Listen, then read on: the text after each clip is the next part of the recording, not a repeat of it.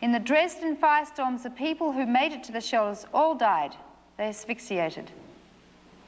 Now, you should know that your Civil Defense Department says that every town and city in this country with a population of 25,000 people or more is so targeted, not necessarily with a 20 megaton bomb, it may be smaller, but all these bombs do an enormous amount of damage, which means, in effect, that most population centers in this country will be gone. Also, apparently, the nuclear reactors are targeted. Inside each 1,000 megawatt nuclear reactor is as much radiation as that released by the explosion of 1,000 Hiroshima-sized bombs.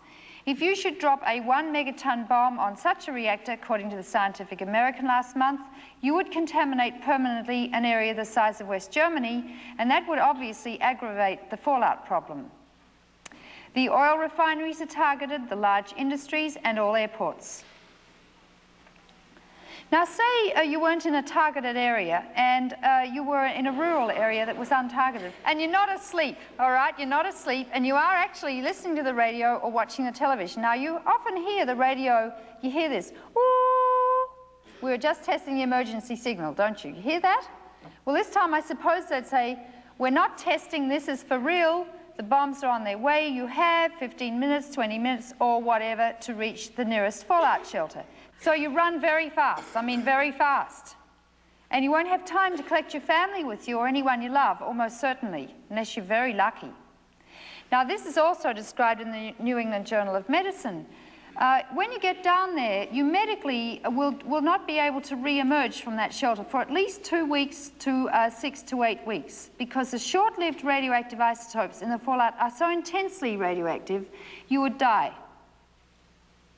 And when you do come out, the world would be a different place, because civilizations past that we've inherited from our ancestors will be totally obliterated. All the architecture, the music, imagine the world without Handel and Beethoven and Brahms. The art, the literature, everything will be gone.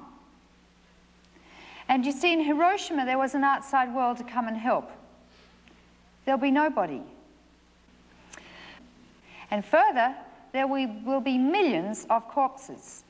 A 20 megaton bomb on Boston in 1962 was estimated to have created 2.2 million corpses.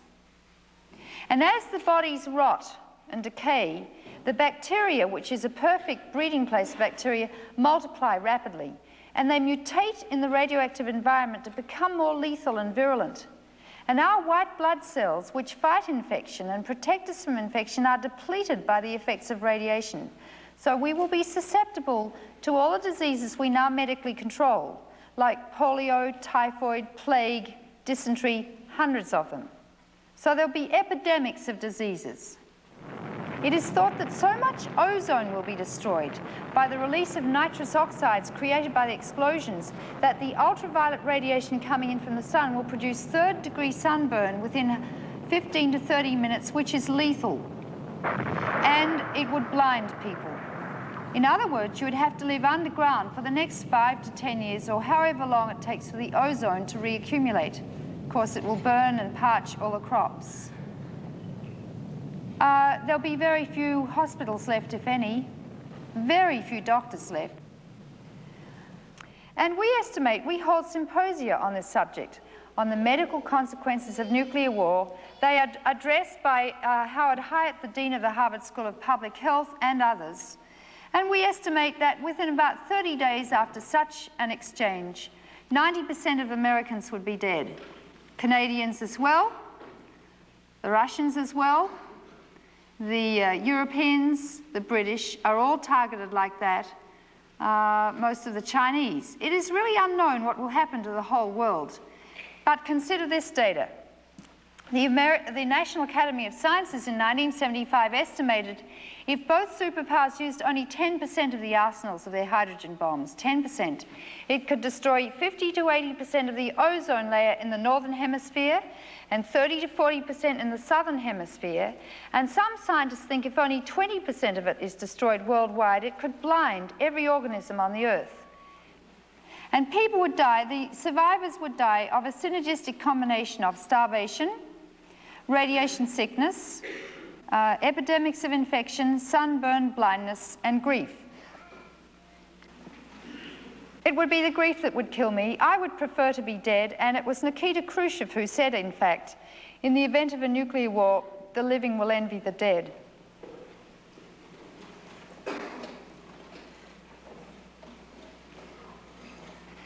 Now you can say, well, what can I do? There are two things I'm doing just to give you some ideas. You've got to work it out yourself.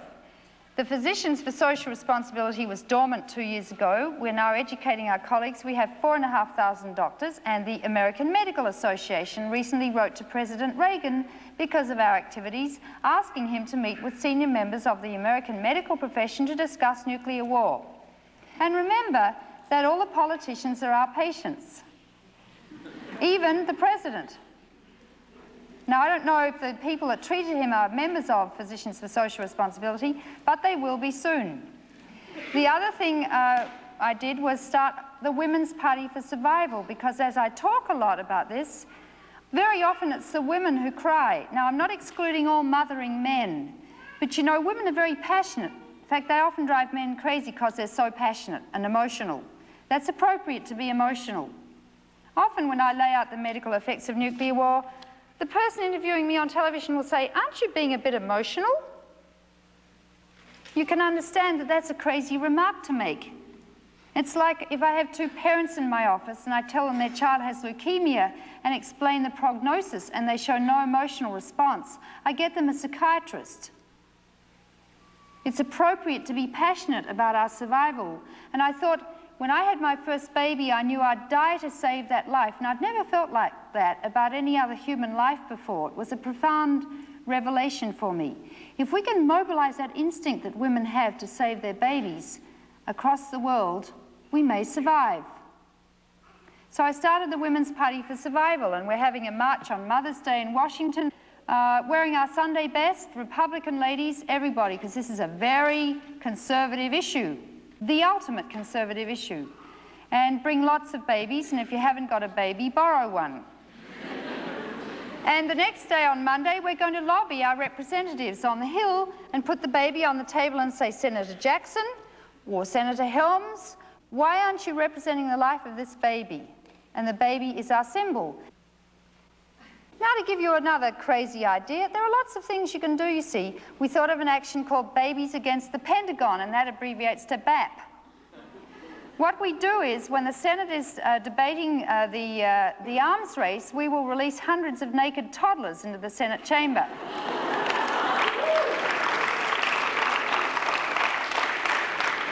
Lots of things you can do. You're next to the SAC Air Base here. Close it down.